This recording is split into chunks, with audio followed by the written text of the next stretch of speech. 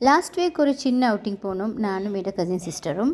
ஃபஸ்ட்டுக்கு அவங்களோட சன் ரூட்லேருந்து தான் ஸ்டார்ட் பண்ணினோம். அங்கே வச்சு இந்த ஆர்னமெண்ட்ஸ்லாம் நான் உங்களுக்கு கொஞ்சம் காட்டணும்னு நினைக்கிறேன்.